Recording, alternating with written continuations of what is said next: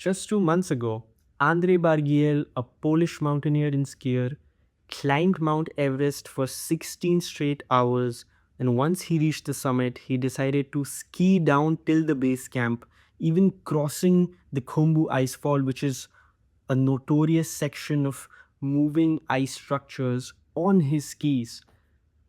And he did all of this without the use of any supplementary oxygen. It is like a huge deal in the mountaineering world, considering the risks that are involved. There's always the risk of fatigue settling in when you're climbing without supplemental oxygen. You could fall off the mountain or into a crevasse. You could get caught up in bad weather or in an avalanche. You can develop symptoms of high altitude sickness. There's cognitive impairments, attentional deficits, miscommunications. You could get lost. And this makes it an unbelievable achievement. And it might seem absurd to a layperson that why would you take so many risks? Hence, I will try to break down risk taking in this video. Risk has been studied in several areas of human interest: natural sciences, social sciences, the engineering field. Because of its multidisciplinary nature, it has several applications for organizations, systems, countries. But I'm trying to limit the discussion here to understanding an individual risk taking behavior from a psychological standpoint. Risk taking is a conscious decision to participate in an endeavor or an activity where an advantage is to be gained, but also something is at stake. So you could very well get what you desire, but there could also be a significant loss. And for Andre Bargiel and for other mountaineers, when they engage in mountaineering, that particular consequence could very well be their own life. Now, there are several ways of understanding or conceptualizing what risk is and how do we study it. There are some researchers who believe that risk taking is a need or a drive that is evolutionarily programmed in us. So, if you go back to like 1,000 years ago when Homo sapiens had to survive, they had to keep shifting from one place to the other, go out, hunt, and every day going out, getting food, just living and surviving in itself involved great danger, and that's kind of stayed with us. Hence, we engage in risk taking every now and then. There are some researchers who believe that risk taking is a developmental stage, something like as we go from childhood to old age, when we're in the adolescent phase of our development to the young adult phase of our development, that is when risk taking is the highest. So it's something that develops over the years for certain reasons and then it settles down. The third way that it has been conceptualized is that it is a part of one's personality that is genetically inherited. Sensation seeking, Zuckerman's concept of sensation seeking is that people take risks because they like the feeling of that adrenaline rush. And that's why you have some people who prefer to go bungee or to skydiving, paragliding, because they really, really love that feeling of emotional arousal. There are two psychological processes that underlie risk taking. One is the cold or the deliberative process, where a lot of conscious thought goes in before you indulge in risk taking. For example, long term financial planning, making a career switch, a job switch, choosing an educational institution. All these risky decisions per se are not done in the blink of an eye. On the other hand, you have the hot or the affective processes where there is impulsiveness, emotions may be running high, and you don't think about the consequences. It just happens. For example, drinking under the influence or gambling, etc. I'm not trying to promote these activities or trying to justify them. But emotional arousal is also what helps you in perceiving a particular activity to be risky. A scenario where there is a novice driver who's just learning how to drive is put in a situation where they're on the freeway and there is incoming traffic and they are driving at about 60, 70 kilometers per hour. They've never been in this scenario before, and of course emotional arousal is going to be high.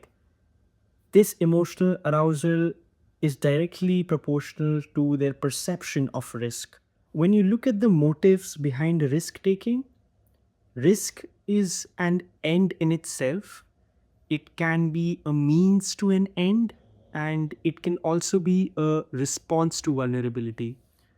When it is an end in itself, the excitement that comes up with risk taking is what allures you to the activity. For example, recreational high risk sports like mountaineering, base jumping, skydiving. On the other hand, when risk taking is a means to an end, you engage in something because you want something out of it, or there is some end goal that you're looking after, a material goal. People who put their life on hold and prepare for competitive exams, they obviously look for prestige, job security, power, status, wealth, etc. But other than these two types, risk can or risk taking can also be a response to vulnerability. When people are in challenging circumstances, there are no resources, there's no support, and there is no other option than to engage in risk taking. For example, refugees who give money to smugglers to move away from their country because it is in shambles, or people who sell their organs in order to pay off debts, they have no other alternative, hence, they engage in risk taking.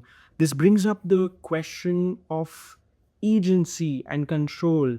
In the first two options, there's still some agency that the person has, but when it's a response to vulnerability, there is no agency. It is just they have to do it for their own survival. A micromort is a unit of risk that objectively helps us in identifying how risky is an activity. One micromort is 1 in a million chance of dying. It factors in how many people have engaged in an activity and how many people have died. So you living and getting up and going through your day is 1 micromort. Scuba diving is 5 micromort, which means 5 in a million chance of dying. If you ride your motorbike at 100 kilometers per hour, that is 10 micromort. And even skydiving is 10 micromort. So if people knew that, maybe they wouldn't ride their bike this fast. Mountaineering is by far the riskiest activity that you could do, and it ranges from about 12,000 micromorts to 37,000 micromort. Subjectively, there is a domain specific risk taking scale, and it is a self report scale. So the participants fill in their responses on the items, and there are 5 specific domains that are ethical risk taking, social risk taking, financial risk taking, recreational risk taking, and risk taking around health and safety. What researchers found was that if a person was engaging in risk taking in one specific domain, it's not necessary that they engaged in risk taking in the other domains as well. So someone who does skydiving or mountaineering, they could very well be pretty level minded or level headed when it comes to the other domains. And that's interesting because when you look at the personality literature, people who engage in such high risk activities are usually high on conscientiousness and and are very meticulous about the way they go about their activities. Risk is rooted in social processes. The existing power structure and cultural forces provide acceptable and unacceptable ways of dealing with it.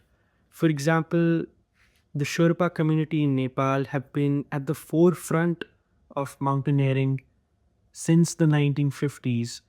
So they have like a whole set of societal norms built around it. When you look at the life of Andre Bargiel in this light, it does not seem crazy what he's achieved. He's been skiing since he was 9 years old, and he has a whole resume of mountaineering and then skiing from the summit. He's done that on K22, which is a notorious mountain in itself. Skill level, perception of risk, he had the right kind of logistical support with him, social support with him, and that makes you really question, is risk interpreted in hindsight? What if something had gone wrong? We sort of make heroes out of people who take risks and achieve something that is great, and that is how it should be. When was the last time that you engaged in risk again?